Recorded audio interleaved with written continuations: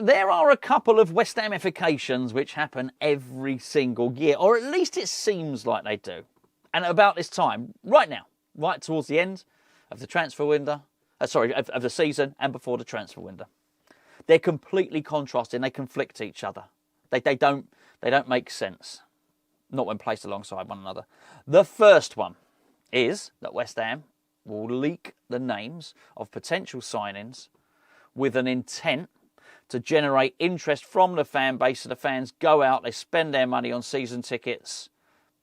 That's the accusation. That's the theory anyway. I'm not sure how much that happens. We clearly get linked with lots and lots of players. I haven't seen a club doing a lot of that, to be fair. It's more generic Premier League websites that are doing that. I also think it doesn't work.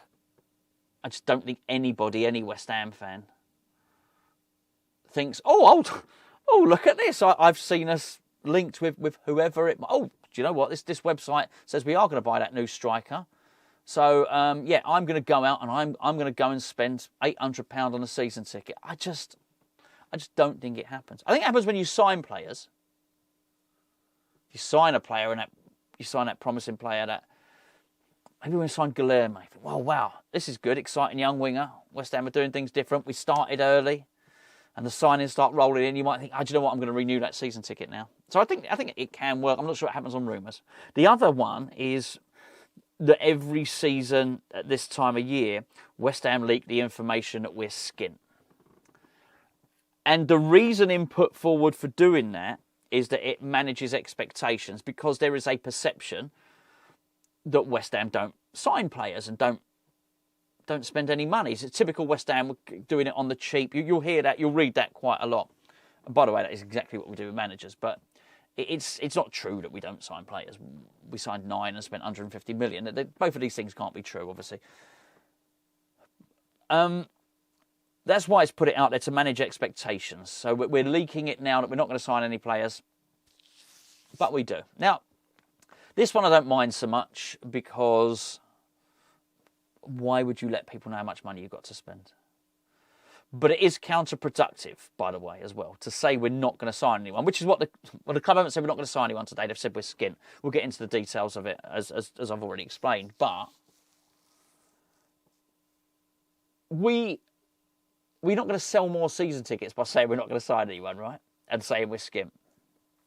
But I don't blame the club for doing it from a negotiation standpoint. Why would you list something on eBay for a tenner, but then let everybody know in the description that actually you'd accept £2 for it and you're really, really skint, you desperately need the money now? Of course you're going to get low offers.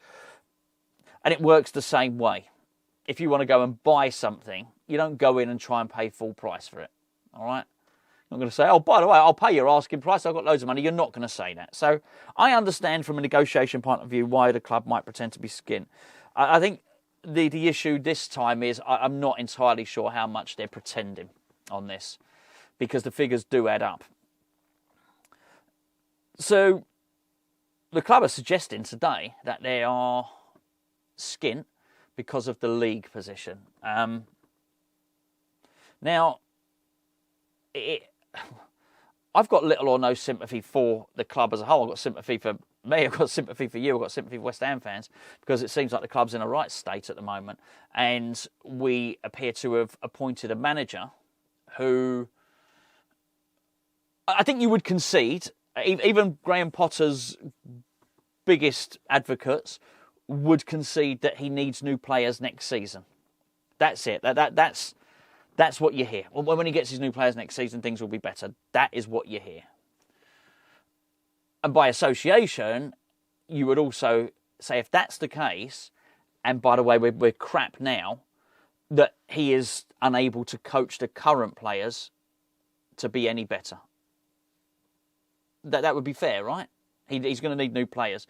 So at the very point that we've hired a manager who can't coach the players better, he's going to go and need his own to improve results, to get the club playing his style of football. That's exactly the time when we're skint. And the club have got no one to blame but themselves for this at all. So in terms of the details, in terms of the finances, it's quite clear, which is West Ham budgeted for 8th place in the Premier League. And you'd probably think, why have they done that? Why have they budgeted for 8th place in the Premier League? Well, it's because last season David Moyes finished 9th. And this season, they thought we were going to finish 8th. They thought we were going to improve upon it. Now, I know it sounds crazy at the time. Well, it sounds crazy now. But at the time, the club thought Lopetegui was the right man for the job. I know you did, and I know I didn't. But park that for a second. The club did. So maybe you can understand why they might have thought, well, if we're going to spend 150 million and we're going to replace the manager with a better one, maybe we can go to 8th. The trouble is they've budgeted for that. They didn't budget to be in Europe, and rightly so. They'd have been mad too because we weren't in Europe. So it's not that. But it's the amount of prize money, which is 3.1 million per place. And so we're going to lose just in that alone over 20 million, but that's not the whole story. When we were after Thomas Tuchek scored against Brighton, and we were up to 14th. The difference between us then and now, and this is how much of a swing it can be, was 9 million. The team that finishes 14th will get £9 million more, 9.3 million to be precise, than we're going to get now. And that has an impact. And maybe the club were foolish to have budgeted for 8th. The other thing that's not helped has been the lack of times we've featured on TV this season. For some reason, the television companies, Sky or TNT, don't want to watch us play. Funny that, isn't it? They think we're not good for the neutral to watch. Because that's what it's all about, those games. It's not about West Ham fans watching them. It's about the wider football consumer as a whole being wanting to watch the match. Every time you play on TV, I think you get 600 grand. I might be wrong. But anyway, we've featured nowhere near as much as we had last season or the season before. And listen, Europe's played a part in that because, you know, look, when teams play in Europe, you tend to not get the 3 o'clock Saturday fixtures. You tend to play other times. So I think that's been a factor in it. But anyway, the upshot is we're about £30 million down. And that's not including the loss of not being in Europe. Now, I think the club are probably underplaying or overplaying their hand, whichever one it is. I don't think we're totally skinned, but I've never thought we had any more money than for one player. But even if you think they're pulling our leg, even if you think they're doing smoke and mirrors,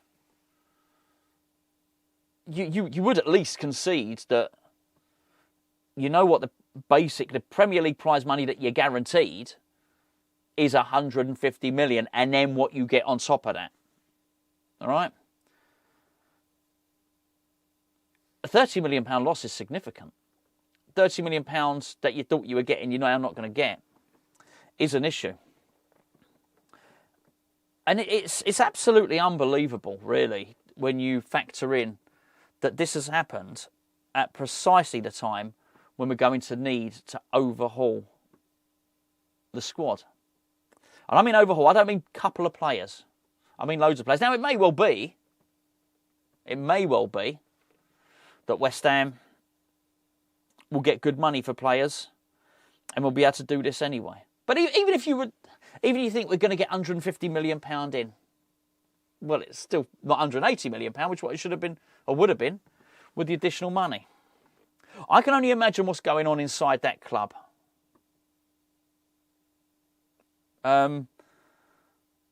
We understand the narrative is that. Oh, I say the narrative. I keep saying narrative, but we understand the way it happened. It's not a narrative at all. In fact, it's just people are trying to get what the story was, and we understand it. That Graham Potter was appointed by Karen Brady, and he's a family friend of Karen Brady and Paul Pesky-Solido, which is Karen Brady's husband.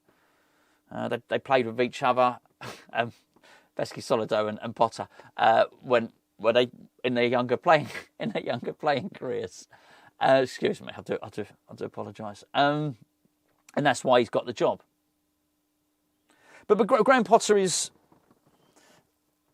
not the best in class, and I think it's fair to say. It's fair to say, I think, that Sullivan wanted Lopetegui, it didn't work out, and that Brady wanted Graham Potter. And as of now, it hasn't worked out. It's certainly not worked out. They certainly didn't think when they appointed Potter and we were in 14th. They thought things were going to improve. I don't think he was going to immediately sort of lose the club sort of, $9 million on that. It's not the balance sheet, but you know what I mean. But this is a direct result of the club not going and getting the best in class. This is what happens. This is what happens when you go and get the cheap option and the available option. They are both the case with Lopetegui and Graham Potter. And we find ourselves in a position completely of our own making in terms of a football club. And I think for the first time in a long time, I actually believe them that they're skint. I do. I do believe that they're going to have to work some magic to get some money.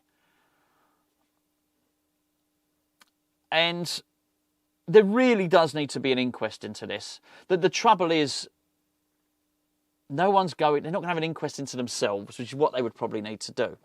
That West Ham could get it so badly wrong on 2 consecutive managers. Now, I understand there is it's not a case, some people, I read people saying, oh, you can't judge Potter until next season. Well, that's fine. I'm not even talking about that. What you have to do is factor in what's happening this season. And you cannot make any case that has worked out, that appointment has worked out. As I said earlier, he doesn't have an ability to coach the best out of the players that he had. They might not have been the best players in the world. They might not have been.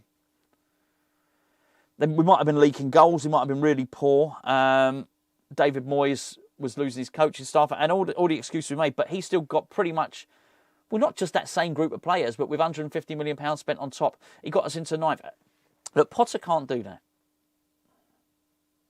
I mean, you say Lopetegui's probably worse because he had his own players as well, and the players. But so, irrespective of even if you think Potter one day will come good, and he'll get it right once the whole environment is suited to him, and he's got his players, and it still means right now his appointment has left us in a situation where we're £30 million down on where we should have been, and part of that is the club's fault for being a little bit too enthusiastic and a little bit too ambitious in their budgeting, granted.